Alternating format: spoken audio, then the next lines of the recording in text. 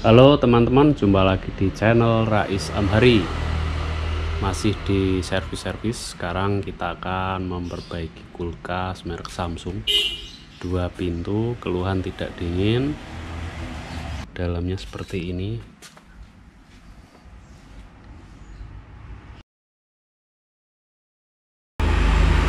Ini lumayan cukup besar juga kulkas ini, tinggi. Ini ada kontrol temperatur setting, petunjuknya di sini.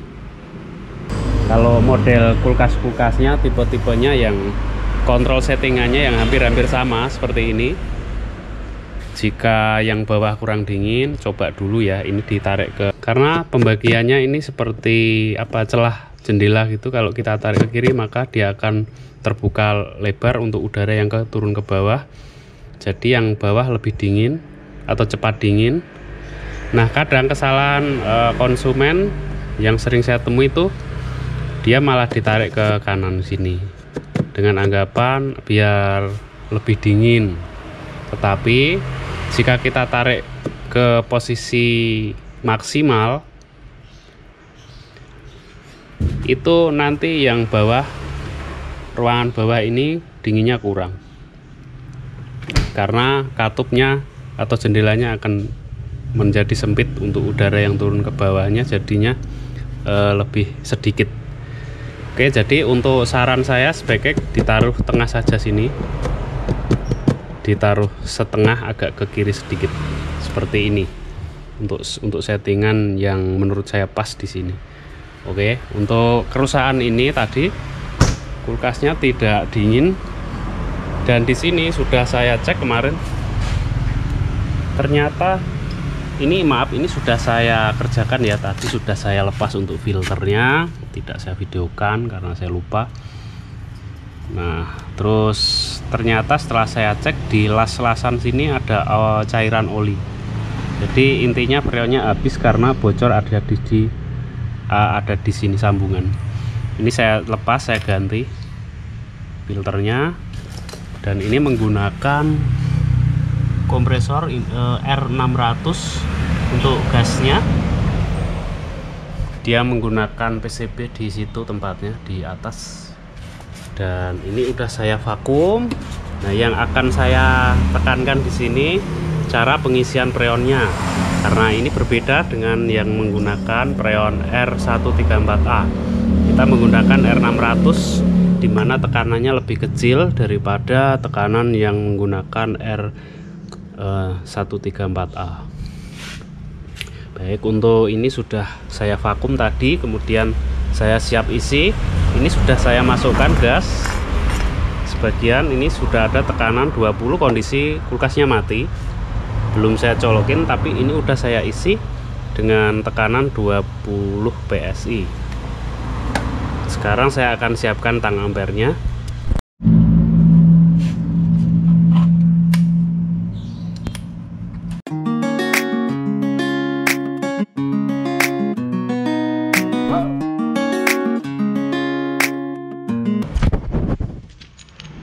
Saya gunakan skalanya 20A.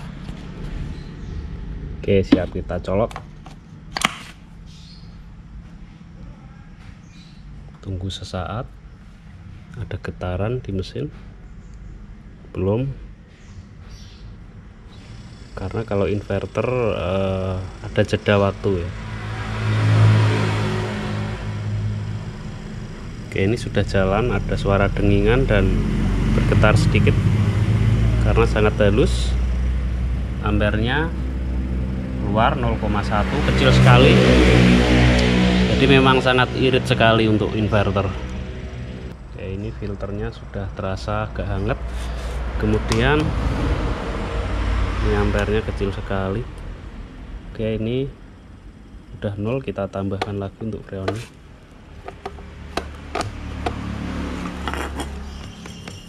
Ini harus kita goyang seperti ini biar cairannya masuk, karena tekanannya kecil sekali.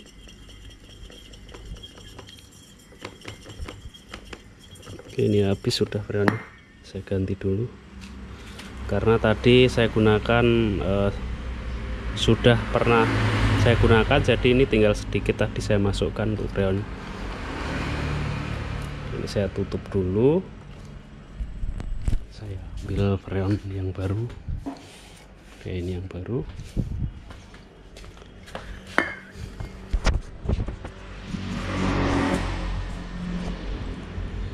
Oke, ini tetap menyala, biarin aja.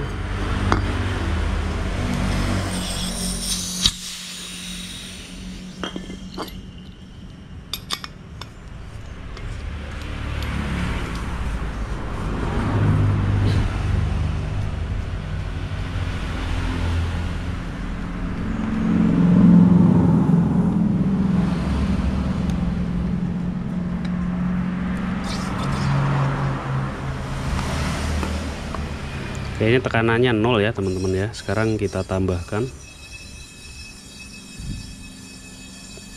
ampernya 0,1. Kita nggak usah patokan ampere, intinya ampere hanya untuk mengecek kondisi mesinnya kalau itu jalan. Kita patokan pada tekanan saja. Ini sudah ada tekanan 10 PSI dan bahkan sudah turun, tapi kita tunggu saja, biarkan dia rata sampai filternya ini terasa hangat.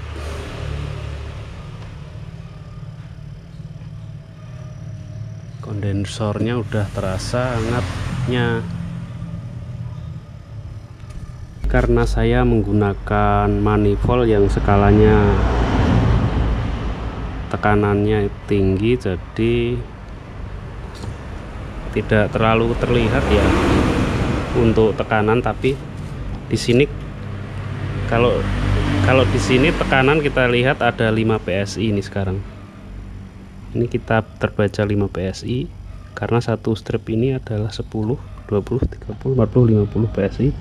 Dan ini terbaca 5 PSI.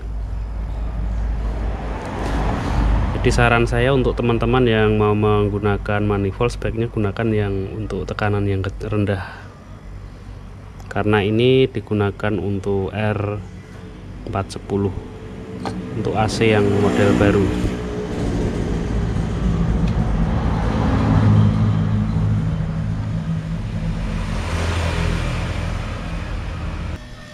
Oke, sekarang terdengar suara kompresor, putarannya sudah mulai kencang.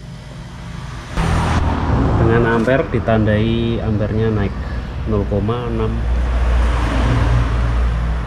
untuk mengejar suhu, karena ini kompresor inverter. Untuk ampernya bisa berubah-ubah. Ketika suhu ruangannya kurang dingin atau mengejar untuk dingin, kompresor akan bekerja sangat keras sehingga terdengar suara lebih keras dari sebelumnya. Tetapi kalau nanti setelah ruangannya udah dingin, dia putarannya akan pelan dan ampernya nanti kurang lebih di bawah 5, bisa 0,3, bisa 0,2 selama ruangannya masih dingin. Oke, ini saya rasa tekanannya udah cukup untuk pengisian. Jadi buat teman-teman, untuk pengisian R600A tekanannya kurang lebih 5 PSI, sangat kecil. Dan untuk saran, setelah ini terasa hangat dan untuk pipa hisap ini udah dirasakan ada sejuknya, saya rasa patokan seperti ini udah cukup, nggak usah ditambah lagi, karena nanti kalau terlalu banyak pada pipa hisap di sini akan jadi es. Itu ciri-cirinya. Dan ini tekanannya udah cukup, dan sebaiknya segera kita segel, kita potong segel di sini, karena nanti kalau tidak segera disegel, hasilnya nanti ini jadi minus hisap. Untuk manifoldnya minus. Sebenarnya nggak apa-apa, cuma kalau saya lebih suka sebelum suhu di tekanan untuk manifold ini udah menjadi minus, saya akan stop dulu atau saya segel dulu. Oke, sekarang kita lihat hasilnya. Sekarang sudah tercapai suhu 20. Ini yang freezer masih turun dengan tadi kondisi nyalanya sekitar baru ya, sekitar 10 menit nggak ada kayaknya. Baru sekitar 5 menit, yang bawah udah terasa sejuk. Oke teman-teman, itu tadi hanya cara mengisi freon menggunakan R600A. Hanya sekedar sharing aja, mungkin teman-teman ada yang membutuhkan informasi seperti ini. Semoga bermanfaat. Terima kasih sudah menonton video ini. Jangan lupa untuk like, share, dan subscribe. Sampai jumpa di tutorial servis yang akan datang. Salam servis-servis.